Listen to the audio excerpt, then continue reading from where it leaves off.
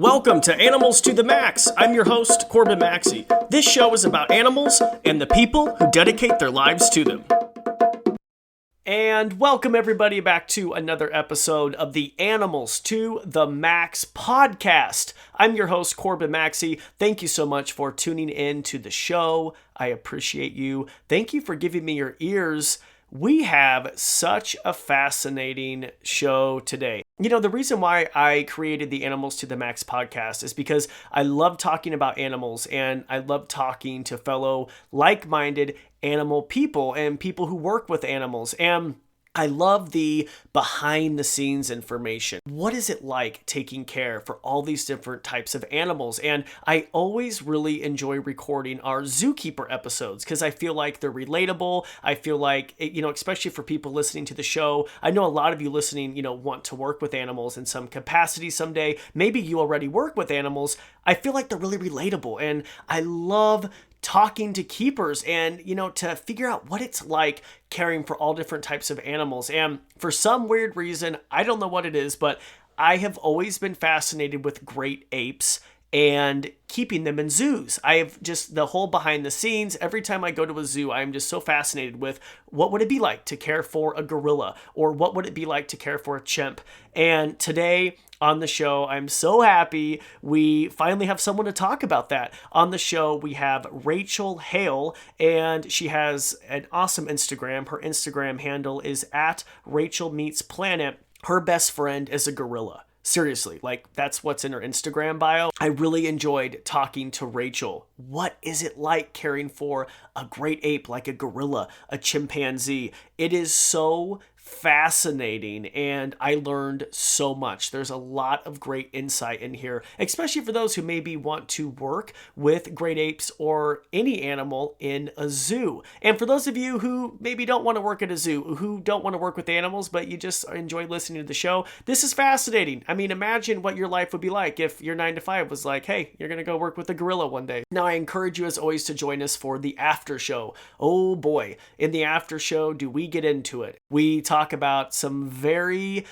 hot topics, including blackfish. We talk about marine mammals in captivity. We talk about people who are anti-zoo. We talk about her rescue work. And she rescued a lot of marine animals, including sea turtles. We talked about overfishing. We really talked about it all. And this is actually a longer Patreon only episode, but we were just in such a hot conversation. I was like, I literally cannot stop recording this interview. So it is longer, but once again, I encourage you to check that out. And all you have to do to join that after show is just head on over to patreon.com/animals to the max, and it's exclusive Patreon only episodes. This is great. If you're a fan of the show and want to dive deeper into it, trust me, the Patreon only it's worth it. Plans start at just $10 a month. And honestly, all that money goes back to the show.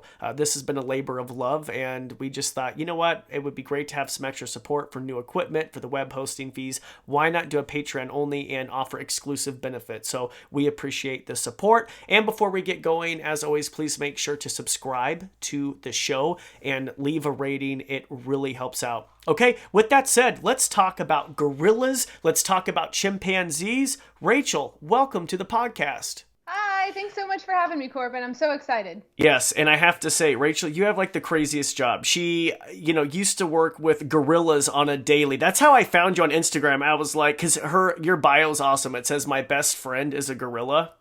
It's still valid, even if I've swapped animals.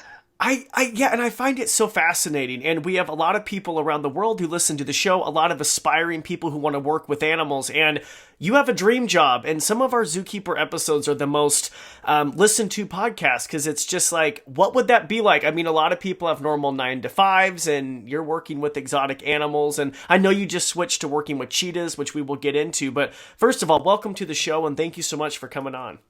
Thank you so much for having me today. I'm so excited to be here. Yes, thank you. And you are a busy lady working with all different types of animals. How does one start working? How did you start working with gorillas? Take us back. So back in the day, I actually started in marine mammal, believe it or not. My dream growing up was always to work with animals like most zookeepers that we have nowadays. When I was a child, my parents would always take me to SeaWorld growing up. One time they tried to take me to Disney World. I cried and said, "Where are the animals?" Because back in the day, Animal Kingdom was not what it is. And so we discontinued those annual passes and continued on with SeaWorld. So I grew up always wanting to work with a lot of different animals. Marine mammals and great apes actually drew me in. So I started with marine mammals in training and strandings, so the marine rescue, rehab, everything like that. And then a seasonal great ape position opened, and I said, you know what? I would kick myself if I didn't go for it. The position was for mainly gorillas and chimpanzees, a couple smaller primates as well. And I always tell people I went for the chimps. I fell in love with the gorillas. I'm an absolute gorilla girl at heart, just like most other zookeepers, which I don't know how in detail you want me to go, but we start off with a lot of volunteering internships and then start with those part-time seasonal positions. I was very lucky that an opening popped up a couple months in. I was selected for full-time, and I was spent 6 years there working and really learning from the gorillas. Yeah, okay, that's it. Hold on, back up. This is insane. First of all, some people listening might find this terrifying. I know you mentioned you wanted to work with chimps. I've had so many keepers on the show, and they say they do not want to work with chimps. Like, this is an animal you want to avoid. My zookeeper friends say if there's one animal to be terrified of at a zoo, it's going to be a chimp. I always like to replace the word terrified with respected. If there's one animal that deserves the utmost respect, I always like to say it's the chimpanzee. You know what my friend told me, though? They said if you literally were in an exhibit with the chimp, they would come to you, they'd rip off your face, and then rip off your genitals. Yes, I've actually watched that happen before with a poor raccoon that got an exhibit. And it was, I don't want to get too gruesome on your show, but it's one of those things that, we can sit in fear. But think about us as humans, what we do with our, foe and, our wartime zone. And that raccoon bit one of the chimps. So it was a war enemy in terms of chimp social dynamics. And so, they would get it, they would hold it down. They ripped off the lower jaw, bit the genitals off, and took fingernail by fingernail off. So I know oh my God, this is insane. It was the same chimp group that, that was their common enemy, and that's a way that they bond socially. And if you think about humans, honestly, we're not that different. Yeah.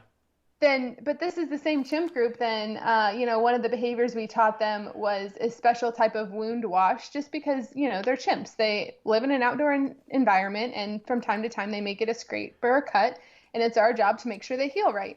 And so because female chimpanzees have a estral pad on their bum, and sometimes it's prone to getting scrapes. And so one chimp, we taught her an estral pad wash where she would sit in a tub of warm water that had antiseptic in it.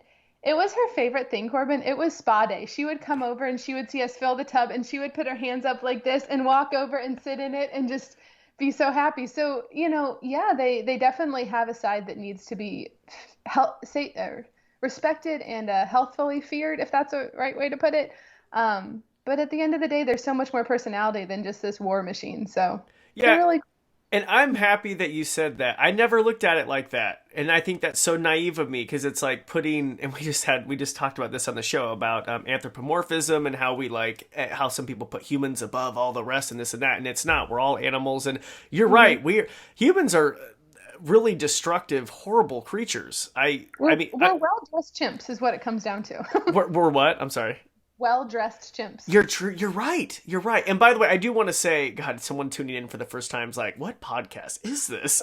No, I shouldn't say right on here. I know, I shouldn't say we're not all horrible, but I mean that we are the most destructive. And it's true though, we're the most destructive animals on the planet. Mm-hmm. I mean, no one can argue with that. Right, absolutely. Wow. Okay, so with chimps, is it terrifying, though, working with something so intelligent? I mean, what do you rate their intelligence to, human-wise? Can you do that? And I know it's hard to measure intelligence in animals because we don't technically know, but, if you could give us an estimate. Yeah, no, I love this question, and it's something that I could nerd about for hours. It's really hard to say because even if you think about human intelligence, how do you measure human intelligence? So... if you think you can take a 10-year-old, a 20-year-old, a 30-year-old, 40-year-old, 50-year-old, and you're going to have a spectrum in each of those ages, I'm sorry, a spectrum across the ages, but even within those age groups, you're going to have people on such different spectrums of intelligence. And, we've developed things like an IQ test to measure intelligence, but I always say, you're a product of your environment, and so are these animals. And so I actually read a book a couple years ago called Next of Kin. Have you heard of that book with the chimp Washu? I have not. Oh my gosh. So anyone who's a reader listening to the podcast, highly recommend it. It's, long story short, a story about a chimpanzee who was raised in the same environment that a deaf child would have been raised in. So they never heard the or the spoken word. Mm-hmm. Everything was communicated to that chimp in the same way that American Sign Language would be taught to a human. And this chimpanzee at a couple years old had the speaking capability of a couple-year-old human. And then this chimpanzee went on to not only continue that language learning throughout life with other chimps that were taught ASL, but passed it on to her offspring without any human interaction. And so a lot of times when we look at working with animals, whether that's a dolphin, dog, cheetah, gorilla, or even an alligator, or whatever animal you want to look at, we think about it in terms of how we measure someone else's intelligence, which is typically through how we communicate with them, which as humans is primarily the verbal language. But we are the only animal that's capable of having a spoken word. So if you actually look at the chimpanzee brain anatomy, or I'm sorry, not their brain anatomy, their throat anatomy, they are not capable of having a dialect like we are. They can still have vocalizations, but they cannot articulate the words that we can. And so their brain is wired to communicate through scent, body posturing, facial cues in ways that our brains will never be able to do that. So when you're measuring intelligence of a chimp to a human or a dolphin to a dog, you're never, you're comparing apples to oranges because they're taught to communicate in a different way, if that makes sense. Oh, that totally makes sense too. So yeah, so I mean, when you say it, and this is my opinion, this is not scientifically published, it's just Rachel's opinion. I would say if raised in the right environment, they are as smart as young adult humans. Oh my gosh. That's, yeah. I mean, well, it shouldn't shock me. That's, yeah. And they lack the larynx, right? Is that why they can't talk? Is that something like that? It's a part of that. And to be completely honest, like it's morphed a little bit differently. And just for the sake of being accurate, I don't want to say the wrong thing. Don't worry. I know it's just a little bit different. Don't worry. No, I don't think anyone on the podcast is like, please go into that. Please go into the anatomy of the chimp throat. Exactly. It's a little bit different so they can speak the way that we do. That's what I remember. The important takeaway. Yes. Okay. So how many chimps were you working with? When I started, we had a total of 5 chimpanzees. Okay, 5 chimps. Does it take them, what is the first day like? I mean, people who go to work for the first day, you meet your coworkers. What is this like? So honestly, the chimpanzee group that I worked with, it's intimidating to step up to one of them, but I worked with a bit of an older group. So we had one male who was in his late 20s, but we had all of our females who were in their 40s and 50s. And so honestly, think of walking up to someone as a human that has twice your age and experience. These chimps have seen so much, and they're twice my age. And so they were a little bit more unfazed by new people because they've seen so many new rotations of people, and just the way that their social structure is. It was less intimidating to walk up to the chimpanzees because they're so fixated on each other as a group as opposed to us as humans. Oh. And so they were, they'd watch us and say, okay, there's a new face over there. When we first start to work with them, feed with them, that's why, as I'm sure with any animal, it takes a long time to build that relationship. They knew that they'd have their shot if I was going to stick around to test my limits and test their boundaries with me, which they did, rightfully so. But that first day, they're just kind of like, okay, who are you? Also, we're chimps, so we know that we run the show. Walking into the gorilla house, though, I will never forget that experience. They are so fixated on each individual human, and they just have such a different response. And seeing their giant sausage fingers that are just 4 times the size of our fingers just sit there and look at you, I know it sounds cliche, but they stared right into your soul, and they are analyzing every single breath that you take as soon as you walk in the house. The chimps were like, another one. All right, what's this one going to do? But the gorillas were the intimidating ones at first. Really? Yeah. And yeah. I could even imagine. And what is a male silverback gorilla weigh? Is it 400 or 500 pounds? What is it? Yeah. So it kind of depends on just like overall body scoring and Uh-huh. composition.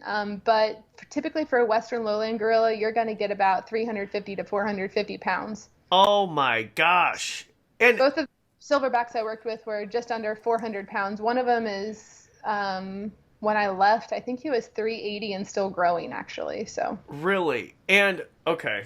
That, yeah, I would imagine them being the most intimidating. But okay, so when I go back and visit, I have some friends in St. Louis, so who worked at the St. Louis Zoo, this and that. We always would, over beers and pizza, talk about like which would be the worst animal to be stuck in an exhibit with. This is like after hours beer talk, and yeah. I have them rank it: a gorilla, a chimp, or an orangutan. What do you Okay. think? Okay, what do you think would be the worst? Oh my gosh. I would say chimp would probably be the worst. That's what they said. But again, it depends. Do you work with them? How are they raised? Because so many chimpanzees were raised in a show like house pet setting, unfortunately. That's not natural for the chimpanzee. But there's a lot of chimps in managed care situations that I think they think they're humans sometimes. When I Okay. visited smaller facilities that take in animals that needed a home. But I don't know. Like, I mean, a chimp would meticulously, if they all wanted to injure you, a chimp would meticulously do it so you hate every last second of your life. Um, Oh, an orang, I think orang would be the best. Gorilla would definitely be in the middle. really? So, and the reason why I asked you that is because I always thought gorillas would be the worst, but they said all my keeper friends have said no. I think gorillas, they'd rather be, if they had to, be stuck with the gorilla. That's interesting, and Yeah. that's why I brought that up, because they're so big, they look intimidating. But from what I've been told, sometimes they can be scaredy cats. Is that true? Oh, absolutely. Absolutely. I can't tell you when I worked with the gorillas, my best friend, um, one of our favorite games to play was spooking each other. So if he was, twiddling with his toes or making a nest down the hall, I would sneak up on him and boo, and he would laugh, but he would jump across the room and be like, "What happened? What happened?" And they're they're so easily spooked sometimes. But again, it's one of those animals that you need to have a healthy respect. And the correlation that I always say is, we work with them day in and day out. And so when it's us that they know, um, it's like your family and your friends and the people, your mentors that are closest to you, that they interact with us. So when we spook them, it's one thing. But if a random person were to fall in a gorilla exhibit or habitat, that's a different thing. Because what would you do if it's 2 a.m., you hear a weird noise, and someone's in your kitchen? You would puff out your chest, and if you weighed 380 pounds of muscle, you would probably hit him across the face and say, "Get out of my kitchen." And but that doesn't mean that you're by nature this horrible, tough, terrorizing beast. It means you're protecting your area just like any animal would. And if I accidentally fell into a gorilla exhibit with gorillas I knew, it'd be a totally different situation, not one I would want to be in part of because it's still an unknown situation, but it would be, I think, different for that animal and everything alike. So Yeah, that's that's my take. That's so interesting. Okay, so you're working with chimps, you're working with gorillas. Mm-hmm. What is that like? For some reason, I've always been so fascinated behind the scenes at zoos, and for some reason with the great apes. It just fascinates me. Every time I go to a zoo, I'm like, I'd love to see the great apes, but like, I feel like the great ape, I've never been allowed access anywhere. Like, I feel like there's like, everyone's like, no, no, no, no, no, no, no, that's like secret. Like, it's like, I swear to God, I've been almost everywhere behind the scenes at a zoo, but I feel like for some reason, the great ape people are like on their own planet, pun intended. Oh, that's a good one. You get it? That Planet is of a the good Apes. one. I just thought of that. Anyway, but it's like this like secret like society of like they don't let people in. So what is that like behind the scenes of taking care of gorillas and chimpanzees? Oh my gosh. Well, it's different every day. I'm sure every facility is a little bit different, but honestly, oh gosh, this is such a loaded question. It's a I great know question. It's a it's loaded. We have as much time as you. I mean, seriously, I realize as I asked that is like a loaded question. That's like yeah, no, it's really surreal. And it's one of those things that, like any experience, it is what you make of it. But after working with, oh my gosh, several dozen species, um, and I don't know if it's because technically we are great apes, gorillas are great apes, And there's a different level of ability to communicate and read each other back and forth in there, but you're in their house and they are reading your every move, and they communicate with, smell is one of their biggest ways of communicating. So we don't really smell the hormones on other people and ourselves unless it's really bad. But you know, I've always said they can smell what we're feeling before we can even see that they're watching us. Really? So if you're going in there and you're depressed, let's say you just had your heart broken by the love of your life, you think the gorillas are going to be able to smell that on you? Scientifically, I cannot prove that, but through multiple anecdotes from myself and other people, I would argue that it's an option. Wow. So it's one of those things that really makes you be an overall, and I know I sound cheesy when I say this, but I truly in my core believe it, that they make you a better person because they make you so hyper aware if you're a good keeper to be aware of walking into that house every day with the right mindset, your best foot forward, not only in terms of training and being able to handle them, but it's our job to make sure that every day is their best day. And just like if you have a different coworker, even in an office setting, you don't want a coworker that's going to come in and be negative all day and do all these wrong things, but I'm not saying wrong things, but things that people don't want to be around. But that's stepping up to them because they're reading us every single motion that we do. And I'm not going to lie, when I moved to the cheetah team recently, I was sad. I cried. I'm not gonna deny it. But one of the moments when I realized it would be one of the last times that I was hanging out with my best friend, I went down and sat with him, and he made a bed. He brought over his hay and laid down, and I started crying like a baby. And I'm not too proud to say that, but he laid down and he kind of like put his hand up and just happy grumbled. And I swear to God, he was staring into my soul. I'm getting teary-eyed. I swear to God. Can you see this? This is the saddest story. He was like, "Hey friend, what's going on?" And I can tell you're upset and I don't want you to be upset. And it's, I don't know. It's just surreal. I could talk about it all day, every day, but it's, some of your happiest times, like you walk into a happy mood. It's just like if you see your best friend and they walk in your apartment door and they're like, "I have the best news ever." You're going to be happy with them and you're going to celebrate with them. I can't tell you how many times I walked in that house and had a great day and we built off each other's energies, but they definitely, they watch you and they respond to it. And it's so surreal. And like they, we always talk about anthropomorphizing as zookeepers, we're typically taught not to anthropomorphize. And I know this is right now an unpopular opinion, but technically by definition, it's such a mouthful. I hate that word. I True. It's so bad. It's so bad. I try to say it really fast so no one can tell that I'm totally butchering. Anthropomorphism. Yeah, there you go. We're taught not to do that, but by definition, it is giving a non-great ape characteristics. So when you work with great apes, it's really hard to draw those lines. But I've been a part of so many situations where I almost feel like we're not doing the animals justice if we don't grant them some type of,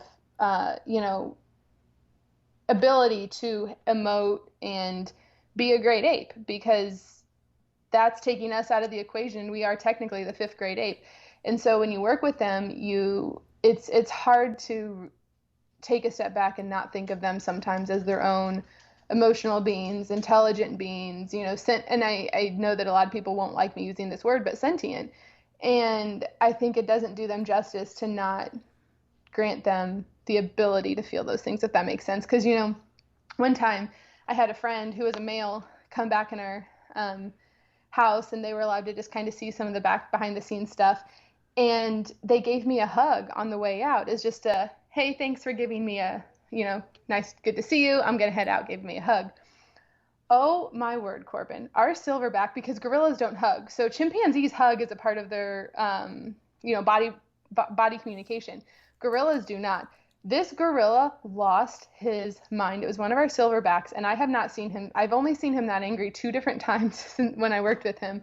And he was slamming. He was just so mad, vocalizing, because he thought that human was potentially hurting me. And so it was just one of those, like, we care for them, but there's a response for the things that happen with us. And it's crazy. It's wild. It's really wild, to say the least. Wow, do you ever have, okay, so in every workplace there's a Karen. Like there's someone who's just I mean, it's true. They're everywhere. You cannot escape the Karens. You can't. It's so funny. My mom's name is Karen, and when when she first, I guess, heard about the whole, Karen joke, she was like, "Why does everyone say my name in a funny way?" And my dad's just like, "Just don't worry about it. Don't worry about it." But sorry, go back to your. No, it's so funny too. My manager's name's Karen too, and I think she'd be so mad. I don't think she listens to the show. So, but I named my tarantula Karen. It's so funny during shows. I'll take her out, and people just crack up when her name's Karen because, of course, the tarantula. Anyway, it's a funny joke. If the tarantula moves around, you'd be like, "Come on, Karen. Come on, Karen." Come I feel on. like there's a amount of jokes. Come on, Karen. Come on. So funny. But what do they do when you do have a Karen in the work environment? How do the gorillas respond? Because you said they respond very well to just everything, smell, body posture. Like, what do they do if what do they do if Karen walks in? Karen walks in. I have seen them in terms of like contract workers or other park workers that come in to kind of, fix things that we have and whatnot. I've seen them react differently to different people. And whether that's, obviously we have a lot of safety protocols for whenever anybody's in the house, not only in terms of like personal protective equipment, but barriers to like, here's a yellow line, don't cross it type of deal. But so I don't know if it's what the gorillas are reading off of, but they definitely have different reactions to different people. And there's sometimes situations where they don't, it's pretty visible when they don't like a person. There was one person I remember that was in the house that had a very, very loud, like cackling type laugh. Oh. And every time the laugh went off, the gorilla, actually the same one that was mad for my friend hugging me, would just grumble from across the house like, I don't want to hear that laugh. And they respond to things, and they definitely respond to that stuff. Oh my God. I don't know if the gorillas would like me. I'm just like a loud, excited person. I would have to Okay, be. it's not. No, no, it's not necessarily loud and excited, because that was my thing too. When I first started, everyone was like, "Rachel, you're gonna need to learn how to talk quieter, move slower." And I was like, I mean, I get that initially. You're like, I get it with your hands. Like, I get it. I get it. That's Because, so funny. but it's when you first meet anybody, right? And this is, going back to how they really make you better people. When you first, like, let's say you go first, I mean, not that you would date your animal, because that's weird, but like when you first went on a date with your wife, did you meet her and you're like, "Oh my gosh, I'm Corbin, and here's all the exciting things I'm about." Yes, Blah, blah, blah, yes. blah. My wife tells me to calm down all the time because I just am a naturally excited person, and sometimes people are like, okay, hold on, like hold. And I'm also a morning person, so but no, 100%. She's like, "Honey, you're coming on a little too strong," and it's funny too because yeah. Anyway, some people like think I'm like on. I hate to say it, but like drinking or and I'm not. I'm sober. You know what I mean? But it's like people just assume like, what is this guy on? Because I am a very excited person. So yes, I'm the same way. you are too. But there's a place where that's really appreciated. Like all the things that you do, that's the personality that makes you so successful, right? I just So, but like anything, there's a time and a place. And so when you first meet someone new, I usually have to tone it down a you little do. bit. And Do one of my you? friends always jokes, she's like, "Be normal, Rachel, be normal." And, but as time goes on, you're able to build a trusting back and forth, pattern of communication with an animal or a human. And so with the gorillas, they learn to know Rachel's in the house, weird things are going to happen. And that's just what it is. But, the right gorilla personality, that's kind of why I always say my best friend's a gorilla. He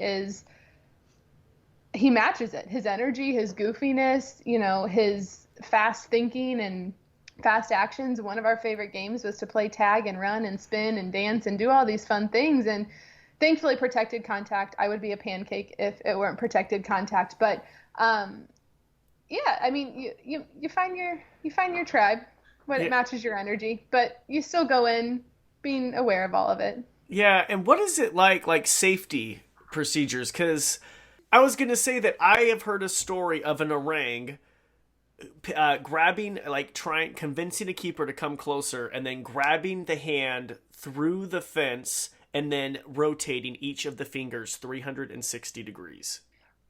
I haven't heard that specific story, but they are definitely smart enough, definitely vindictive enough if they don't like you.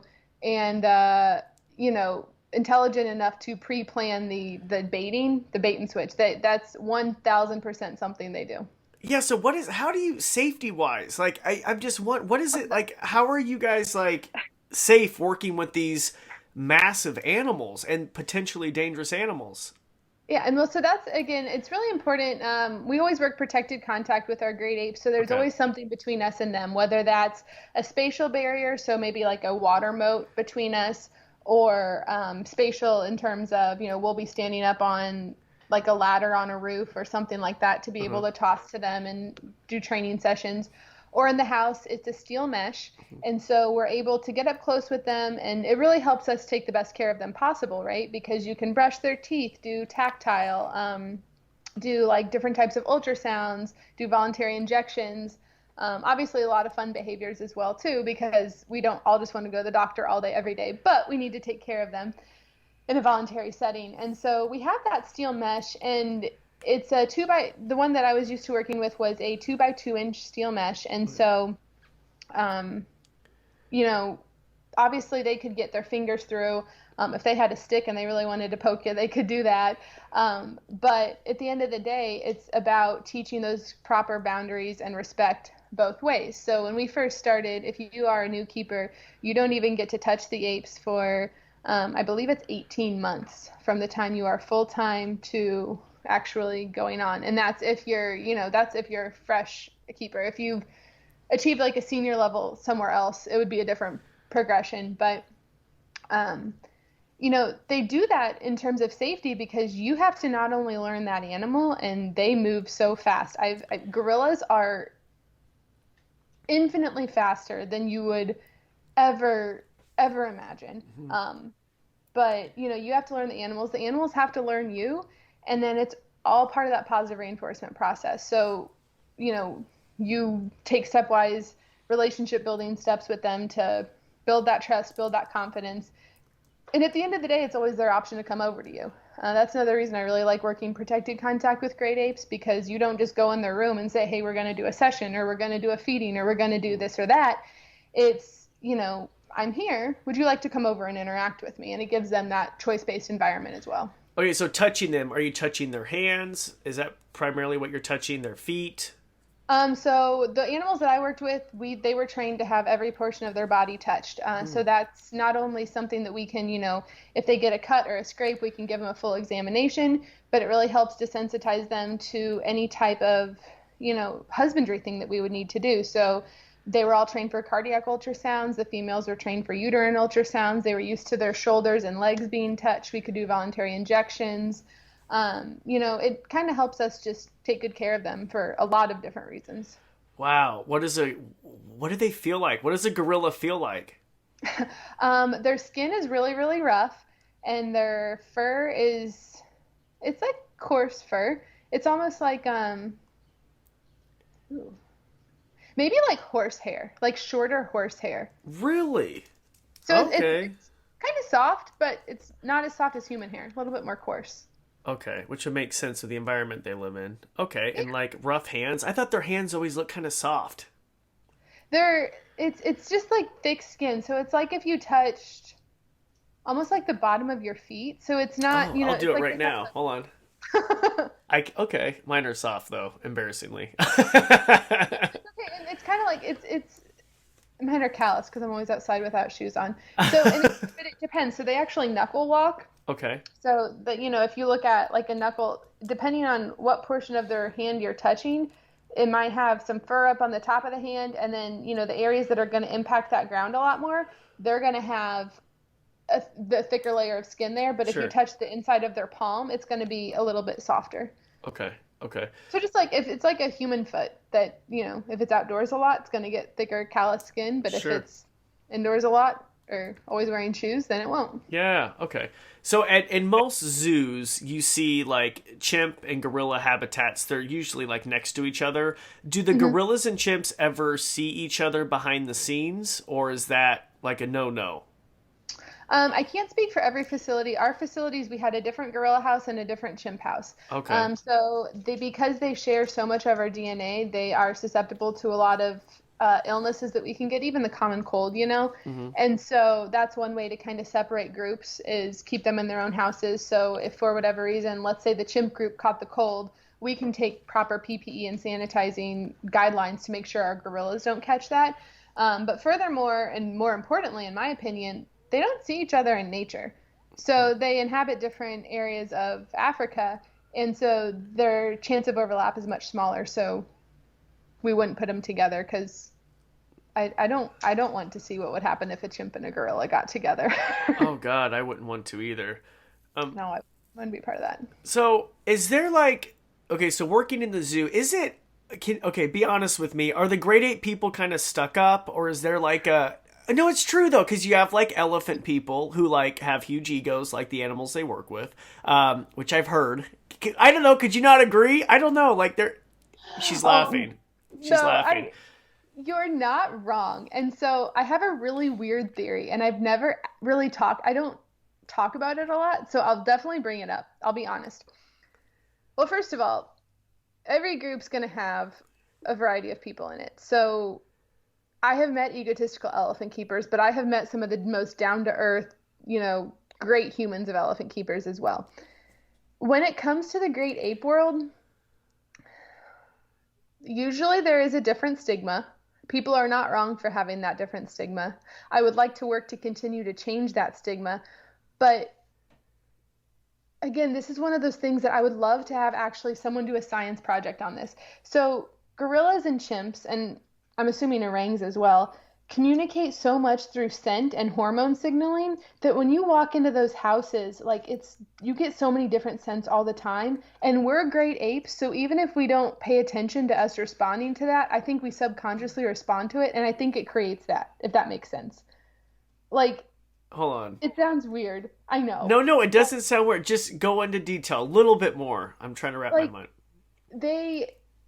I've just met so many grade 8 people, and not only at the facility I work at, but a lot of other grade 8 facilities where they just get they have a lot of mood fluctuations. And The keepers do? Is that yeah, okay? yeah.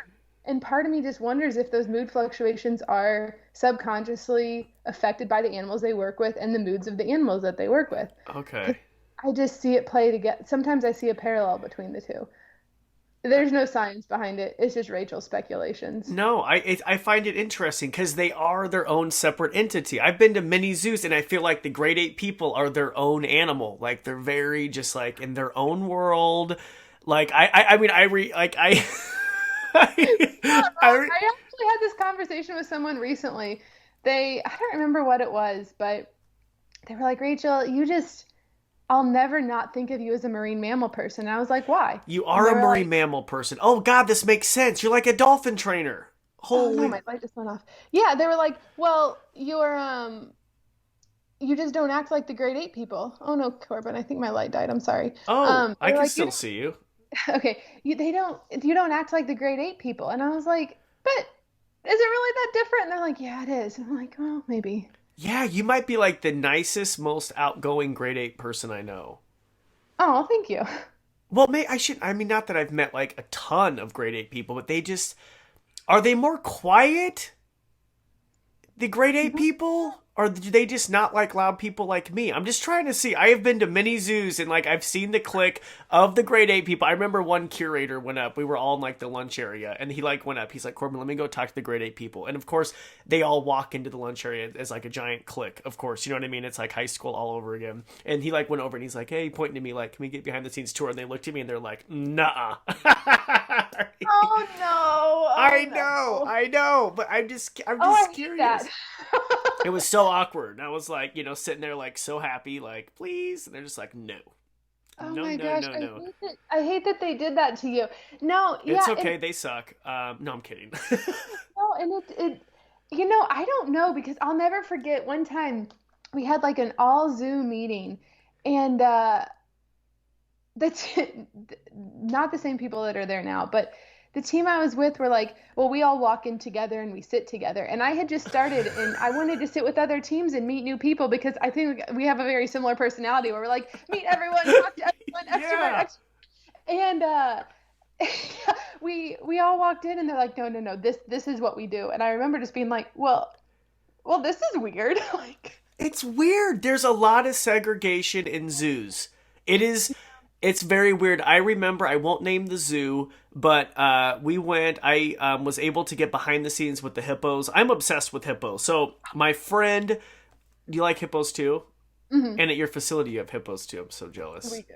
It's so cool. But anyway, but at the facility I went to, my friend who's a curator like had to go over like the moon and secure this hippo tour and behind the scenes with the rhinos. And I remember it was such a big deal that I was able to get this tour that he's like, hey, do you mind if I come on the tour? Because I've never been allowed back there. And I'm like, sure. And then my other friend who's a reptile keeper was like, do you mind if I come too? And I was like, sure. And so anyway, we were talking to some lady who had, anyway, we were in the zoo. We had finished our hippo tour and we went to the birdhouse. And I remember talking to a bird keeper who had been there for 20 years. And I said, oh, we just got done with the hippos. It was so cool. Have you been back there? And she was like, oh man, I wish they would just never let me back there. And I just was thinking, my God, in 20 years you've worked, it's just so segregated.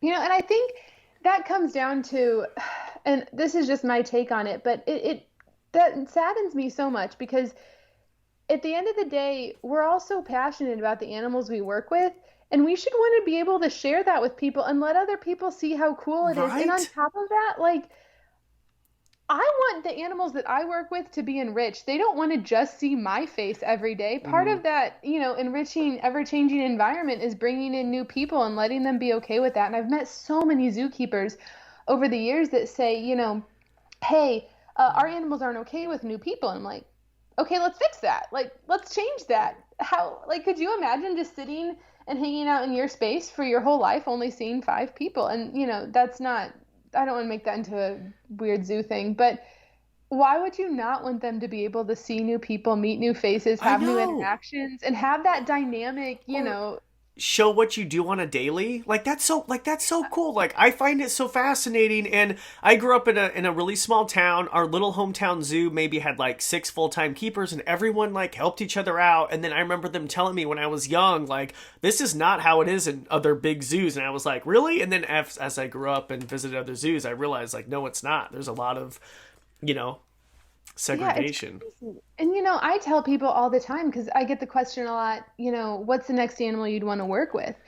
And I mean, that's a whole nother story, and I could list 10 to 20, but one of the animals that I always think would be really cool to work with would be a hyena. And that's not, I love hippos and hyenas. Holy crap. Yeah. We are like, I think we could be best friends. Oh my God. I think so too. Did we just become best friends? I don't know. I'm married to, are you married? No. Oh my God. I'll become best friends with your wife. Okay, sounds good. She'll love you. So perfect. So, but no, I went, part of our career growth program is we're able to shout out other areas on one of our days. And it was so cool because I was actually able to go to our hippo, hyena, lion area. Oh my God. Rub it in.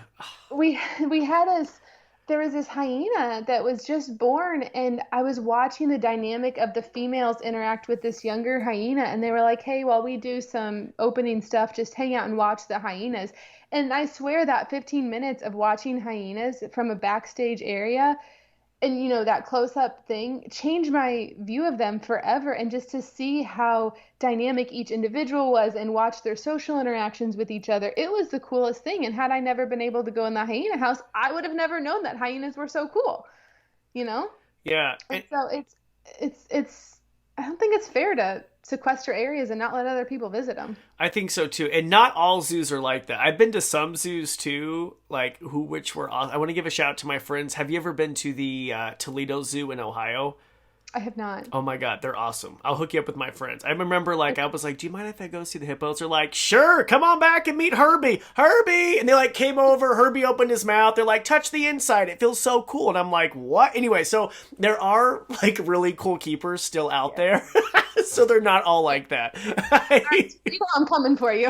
I know. Toledo is really cool. And by the way, there was a safety barrier between Herbie. But I remember because when I went to the other zoo, it was like, you know what I mean? You could look at, it was very controlled with the hippo behind the scenes. Then Toledo, they just asked Herbie to open his mouth and they let me touch the inside of his mouth. It was the best day of my life. It was pretty cool. So Well, and see, that's the important thing too, is because now you are able to not only have that experience, but whoever's listening to that is able to hear that experience. And I was able to, in our hippo area, touch our hippos That's and so cool. work with them in a couple ways. But being able to share that with family and friends, whether it's through a podcast or just dinner with a family or a friend, you're able to say, "Oh my gosh, do you know what a hippo feels like?" And that helps build those connections with people that may or may not have those abilities and may or may not have that respect and interest in those animals. And then, that's really what this whole world and zoo purpose is about, right? These are the ambassador animals that we're supposed to help spread awareness to and a respect for and an admiration for. And if we say, oh, no, no, no, no,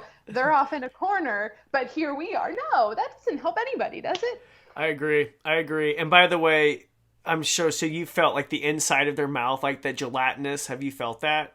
You said you got No, to I touch. didn't. I didn't feel it inside of their mouth. Oh my god, it's like squishy and like I can't even like those like squishy toys you get as a kid like where you squeeze them, they're like plastic and they go through your fingers, like that's what it felt like. Yes. Oh my god. It was like yeah, and I remember that. I remember how I love that. embarrassing I like called my mom. How embarrassing. I'm like I was like, "Mom, it's the best day of my life." Anyway, no, that is so cool. That is so cool. So really quick for people who want to break into the industry, can you give us a few pointers? Because people listen to this, they want the inside stuff. We know it's hard, correct, to become a zookeeper. What top pointers can you give us? Um, the thing that I always say the most is be the hardest and most humble worker in the room. A lot of times I can say the same stuff that everybody else has said, get a degree in the sciences, but most people do have a bachelor's. My bachelor's is in biomedical engineering because I'm a math nerd and I just, I was understimulated in college. And so I was like, you know what, in case I can't get into this, let me do veterinary as a backup because it is very challenging.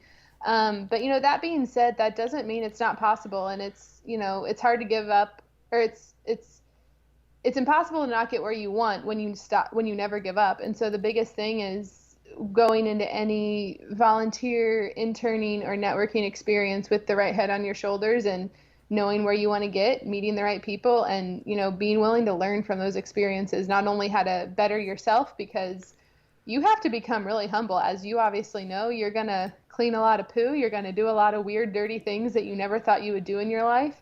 And you have to be okay with it. And at the end of the day, you are the animal's janitor. You have to be okay with, humbling yourself for that, but you still have to be a hard worker and, show people what you're capable of. Always be willing to learn. It's a field that you never stop learning from. And I think that with that right mindset, combined with the right experience, take any experience you can. Mm-hmm. Like I said, I came to the facility I was at to work with chimps. I fell in love with gorillas. Now I'm with cheetahs. And even though I got peed on by one the other day, I still think they're absolutely amazing. But I started off with marine mammals, and I went to one facility and I was like, oh, I want to go to work with the dolphins. And then I fell in love with the sea lions. And it was something that just be willing to always say yes to opportunities, learn and grow, and yeah. But Rachel, wasn't that hard when you're in love with the gorillas and your facility says, okay, we're moving you over to cheetahs? I would have been mad. So there was a lot that went into that decision. It was it was really tough. I won't lie. It was a tough pill to swallow when you're not going to see your best friend every day. But I'm only going to become a better trainer, animal behaviorist and keeper and person by being willing to grow and learn from other animals. So what I'm going to learn from working with great apes is very different from what I'll learn with cheetahs. And cheetahs first of all, I love working with them a lot more than I thought I would.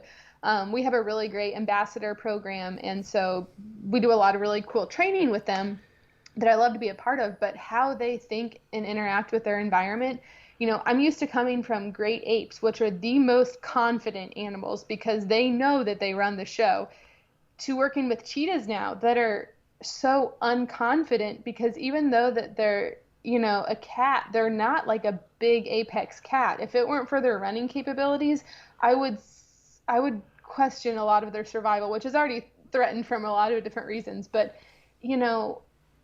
they are that super confident to unconfident animal, it makes you a better trainer because you now have to rewire how you think. What is this animal interpreting? How am I communicating with them? How can we work together to form this relationship? And it makes you a better person, being willing to work with new animals, new teams. I love the team that I work. Oh, there they go again. No worries. No worries. I love the team that I work with, and it's an exciting way to work with new individuals and learn from them as well. So it's really one of those things that a lot of people ask me that. They're like, oh my gosh, how are you going to survive life without the great apes? And it was hard. I won't lie. I cried. But I think if we had $1 for every time one of us talked about us crying on this episode today, we'd be millionaires. We would. But it was, I'm really happy for the new opportunity. And, I think down the road, it's just going to open me up to be a better zookeeper and animal trainer down the road. And there's something else I was going to say, but I just lost my train of thought. No worries. No worries. I thank you so much for coming on the show. I would like to invite you. Will you join me for the after show? I don't know what the after show is, but yes. Okay, yes. It's for our patrons only because I have I want to dive deeper into this. I also want to talk to you about some controversial stuff, including Blackfish, SeaWorld. You're like, oh, great, really? This is the after show. And we'll get more in depth. I also want to talk to you about the gorillas, a little bit more in depth with that. So listeners, if you want to join us, head on over to I'm like butchering this up. Sorry, it's like Monday and I think I need another cup of coffee. If you want to listen to this, listeners, head on over to patreon.com/animals-to-the-max. But before you go, Rachel, please tell my audience where they can follow you and also about your podcast, Lion, Tigers, and Beers. I love it. Yeah, absolutely. So if you guys want to follow me and stay in touch with me, I'm active on Instagram at Rachel Meets Planet, and that's probably the best place that I do post most of the things. We did have a lot of things exciting coming up. COVID kind of derailed and is now re-railing some of those things. So the best way to find out about all those updates, including Africa trips and projects, would be at the Rachel Meets Planet Instagram handle. And then if you want to check out the podcast, it's called Lions, Tigers, and Beers. We have a lot of conversations similar to this one over beer. So it's great. That's so awesome. Rachel, thank you. Thank you so much for coming on the show. Let's head over to the after show. Sounds good, Corbin. See you there. Thanks for having me on. Thanks for listening to the Animals to the Max podcast. If you enjoyed this episode, please share it with friends and family. Also, if you haven't already, hit the subscribe button. It really helps me out. As always, if you have any guest suggestions, if you want to email me personally, head on over to CorbinMaxey.com. And if you haven't already, check out our social channels. You can follow me at Corbin Maxey on Instagram, Facebook, and Twitter. We'll talk to you next time.